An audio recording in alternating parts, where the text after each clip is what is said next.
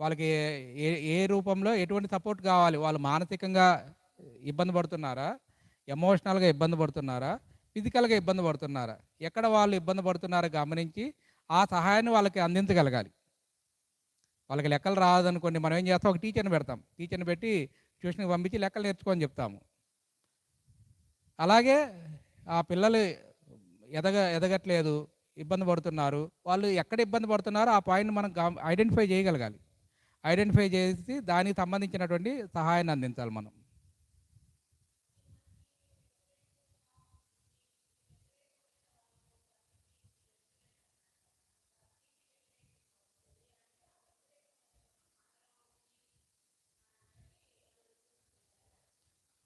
అంతే.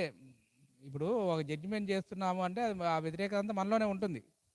మనం పరిపూర్ణంగా ఉన్నామనుకోండి, మనల్ని బయటదేది బాధించదు. ఏదైనా బయటది బాధ పెడుతుంది మనల్ని అంటే, మనలో ఏదో అసంపూర్ణత ఉంది. పరిపూర్ణంగా లేము మనం.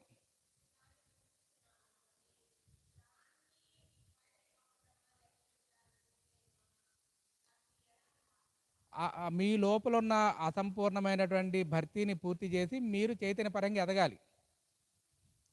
మీరు ఆ చైతన్యపరంగా ఎదగటం ద్వారా మీరు ఆ పరిస్థితిలో ఉండరు ఇంకా. లేదంటే వాళ్ళు మీ జీవితంలో ఉండరు. ఈ రెండిట్లో ఏదో ఒకటి జరుగుతుంది. అది మీ చైతన్యపరంగా మీరు ఎదగనంత వరకు ఆ అనుభవాలు మళ్ళా పొందుతూనే ఉంటారు. చైతన్యపరంగా ఎదగటం అంటే జ్ఞానం. ఆ జ్ఞానాన్ని మీరు పొందాలి. ఏ జ్ఞానం? ఈ మీ అత్తగారు మిమ్మల్ని రోజు తిడుతూ ఉన్నారనుకోండి, ఆ తిట్టడం ద్వారా మీరు ఏం నేర్చుకోవాలి, మీరు ఆ జ్ఞానం పొందాలి. అంటే ఏదో ఉంటుంది మీ లోపల, సహనాన్ని నేర్చుకోవాలి.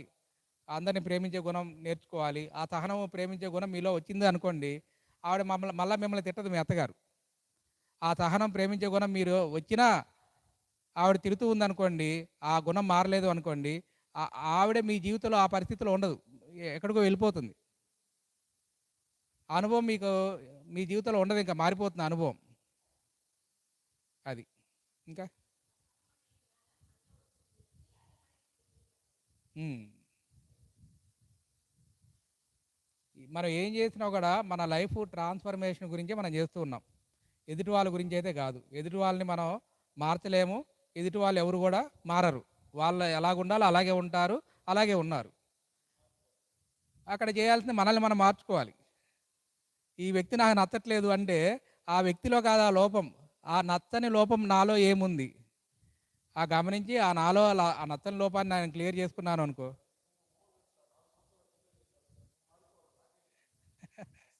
ఎవరు చెప్పినా అదే.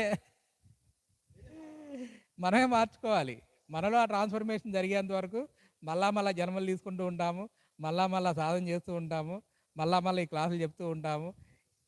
పునరపి జననం, పునరపి మరణం. మళ్ళా మారేంత వరకు. Okay, right. ఇంకా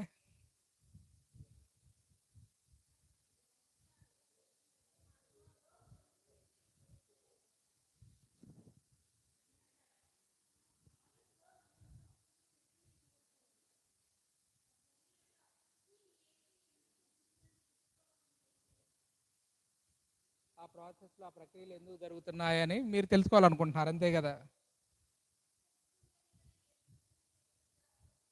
ఇప్పుడు తెలుసుకునే ఆ యొక్క అవగాహన శక్తి మీలో ఉంటే మీకు అర్థమవుతుంది. మీకు చెప్తున్నా మీరు అవగాహన చేసుకోలేకపోతున్నారనుకోండి, మీరు దాన్ని యాక్సెప్ట్ చేయటమే ఇంకా. యాక్సెప్ట్ చేసి దాన్ని గమనిస్తూ ఉండాలి. ఎందుకు నా జీవితంలో ఇది ఉంది అనేది దాన్ని గమనిస్తూ ఉండాలి.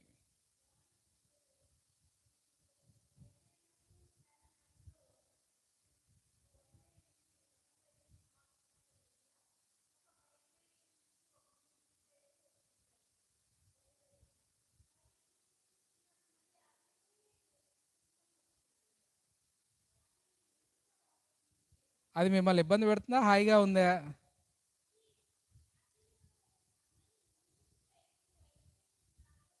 కరెక్టే మేడం. ఏదైనా సరే అయితే మనల్ని బాధిస్తుంది, లేదా మనల్ని సంతోషంగా ఉంచుతది. అది మిమ్మల్ని ఇబ్బంది పెడుతుందా? ఆనందంగా ఉంచుతుందా? ఈ ఈ ఇదంతా ఈ రోజంతా గూడా హయ్యర్ ఫ్రీక్వెన్సీ, ఆహ్, ఉన్నత ఆత్మ యొక్క సబ్జెక్టు. ఆ యొక్క హయ్యర్ ఫ్రీక్వెన్సీతో మీరు ట్యూన్ అవుతున్నారు గాబట్టి, ఆ హయ్యర్ ఫ్రీక్వెన్సీలో ఉన్న ఆ ప్రేమతత్వాన్ని మీరు ఆ